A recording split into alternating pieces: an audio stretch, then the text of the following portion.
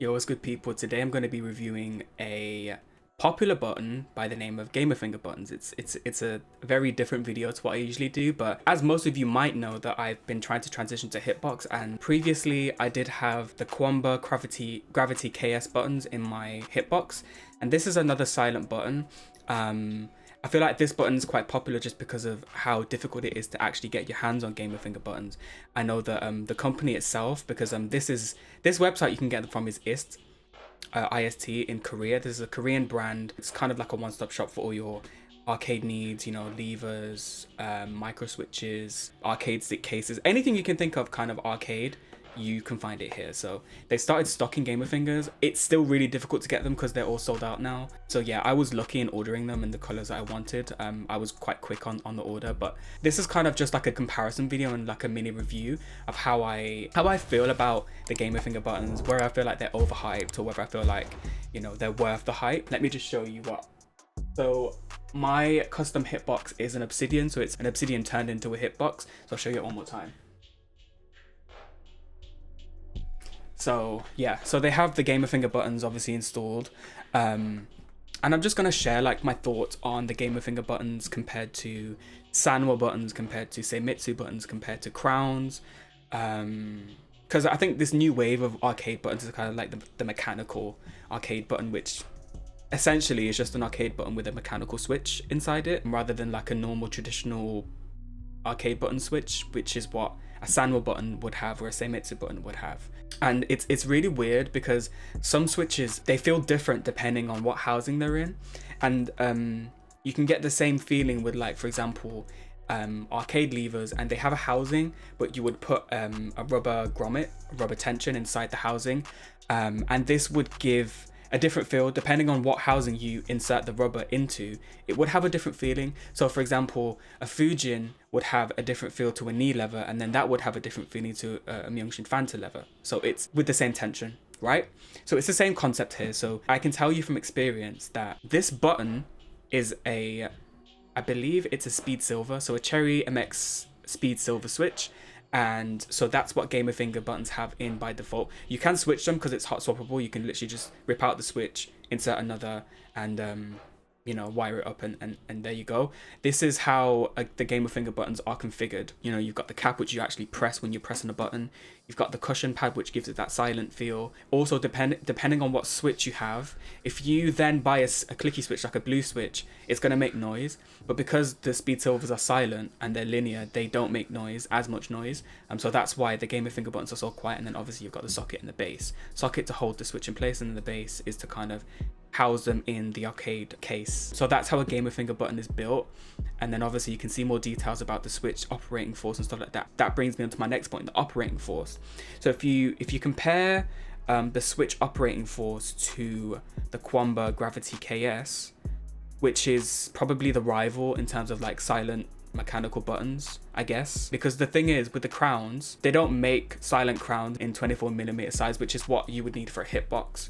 So automatically it makes it difficult for you, for a hitbox player, to get an alternative to gamer fingers with the same switch, because the crowns, they don't make silent crowns in 24mm, so that's kind of off the table. So the only option left is these Quamba buttons. So how they're built, as you can see, it has the same actuation force, 45, and then you can see the switch is kind of similar.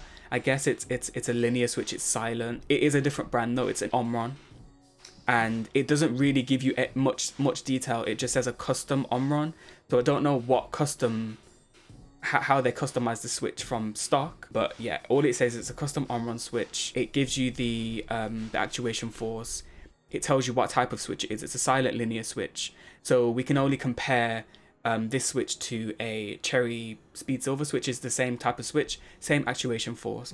But in my opinion, I feel like the Cherry MX Speed Silvers, they actuate slightly, how can I say this? They have a slightly less actuation force. So in terms of responsiveness, that they feel more responsive. It might be a placebo effect in terms of like, oh my god, I just got gamer finger buttons, wow. But I genuinely feel like, looking back at yesterday's session, I do feel like the Speed Silvers in the gamer finger button are way more responsive than the Quamba buttons, and I don't know what it is. Backdashing with SOCD feels really smooth with this. It's still smooth with with combo buttons. I'm not saying these are very good buttons, by the way. I'm not saying that they're not good. They are very good. But I just think gamer finger buttons blow them out of the water. To be perfectly honest, I feel like the only buttons that come close, I guess, is a crown button, but then you can't get the silent feel. In terms of switch responsiveness, I feel like the crown is, you know, is up there. But yeah, the gamer finger buttons, I feel like they're very, very worth the price. They are expensive. I think they're on IST. I think they're $9.50 each. Yeah. Take it this way. My total order for this, for a complete set of 11 24mm and 130mm, was like $150. So it's not cheap, you know, it's not cheap, but I think they are worth the price. I know, as you can see, there's a lot of colors, really beautiful colors, and then you have the option to have different rim colors, snap-ins, screw-ins, whatever you want. So I think so you can get like a black rim, a crystal rim, which is these ones, and then a white rim. So yeah, you can mix and match, you can do whatever you want. Really nice looking buttons, by the way. But yeah, in terms of like comparing gamer finger and Quamba, yeah, gamer fingers are just way better in my opinion. And it's not to say that the Quambas are not good, they're very good. It's just, I think gamer fingers are more responsive when doing inputs like, you know, quarter circle forward, half circle back, half circle forward, stuff like that. It's just very, very smooth. And in terms of Quamba, I feel like, you know what I feel like it is? I feel like these switches are quite inconsistent in terms of actuation, because sometimes I'm pressing the switch like lightly and I'm feeling, it feels like it should actuate, but it's like nothing comes out, so it throws off like my inputs. But in terms of sound, yeah, gamer fingers are quieter than the Quambas, and the Quambas are very quiet, by the way. It's just the gamer fingers, I don't know what it is about the housing and how they've configured the button, but yeah, gamer fingers are way more quiet than Quamba. Crowns are very loud, even with a speed silver switch, a silent switch, it's still very, very loud. You still get that kind of traditional Sanwa high-pitched ear-piercing noise, and actually I would say that crowns are louder than Sanwa buttons. That's just my opinion, and sound is subjective. We all hear sound quite differently and frequencies differently depending on genetics and stuff like that, how our ears are built, and so it's personal preference really. But in my opinion, I feel like the crowns are the loudest out of all the arcade buttons, and then it's probably like crowns, Sanwa, Seimitsu, Quamba, and then like gamer finger from what I've tested.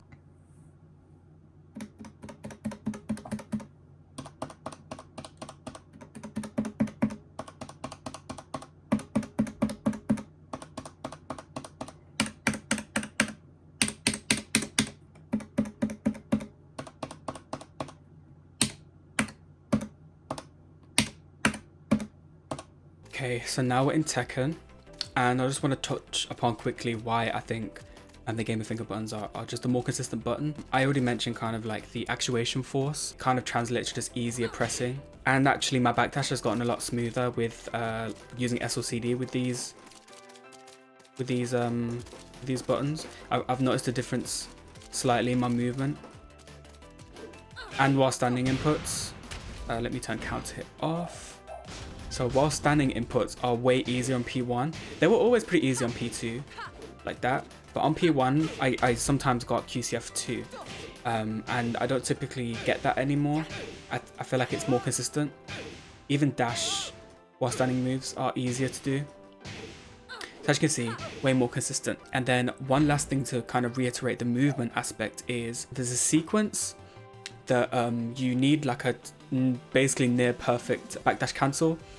And so I'm going to record the sequence for you now and show you what it looks like. To put it into perspective, previously on the old switches or on the old buttons, I could do it, but it was difficult, and I just found it hard to backdash in quick succession without any misinputs or stutters or stuff like that. But with these gamer fingers, I can do that comfortably. So I'm going to show you the sequence now.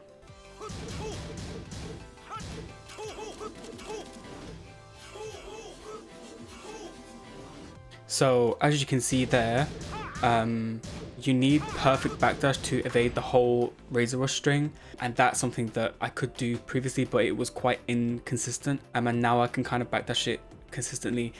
Yes, it depends on the character. So Master Raven has a pretty good backdash. It's not like one of the best in the game, but she covers some distance.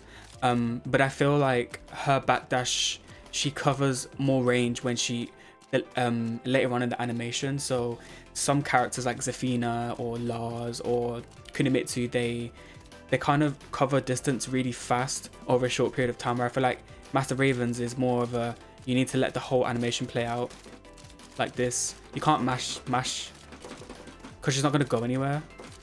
You have to kind of space out the backdashes for her to have optimal distance. And it's true for a lot of characters, but a few characters, like for example Kunimitsu, I'm going to pick Kunimitsu now to show you what I mean.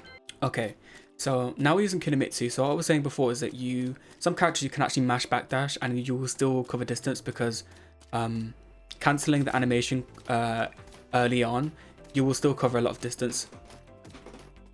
And this is Kunimitsu's backdash, because she covers a lot of distance from like the get-go. The backdash is very fast. I don't even need to let the animation play out. If I do let the animation play out, of course you're gonna cover more distance.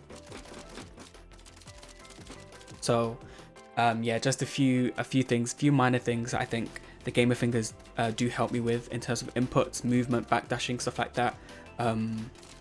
Yeah, I'm really enjoying these buttons, man. Really enjoying them. So that was it from me for this button review, I guess. It's quite in depth, I know, for a button review, it's quite in depth, but I think if you're gonna spend this type of money, you need, especially for hitbox review, because I haven't seen anyone do a gamer finger review for hitbox specifically. It's always been arcade stick. And personally, I feel like as long as you get like a button that is consistent, that's all you need for like, you know, double button inputs or throw breaking for 1+2, because I know that can be an issue as well. Or if you don't use binds, you need something consistent. As you can see, they're very, very consistent in button inputs. So as long as you get a button that's consistent and meets your actuation needs. I mean, someone might feel really comfortable with something that has a really small actuation force, and it's personal preference at the end of the day. But I feel like it's the direction inputs that matter more in terms of you need consistent inputs, because if I do like if I want a while standing 2 and I do a QCF2 by mistake, I'm gonna get launched. If they block it, that's launch on block. So if I want a while standing 2,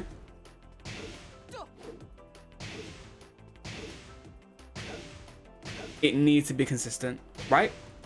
I don't want to be getting QCF2 or anything like that. Yeah, just I was gonna say short review. It wasn't a short review, it was a long review, but I hope you guys enjoyed. Peace.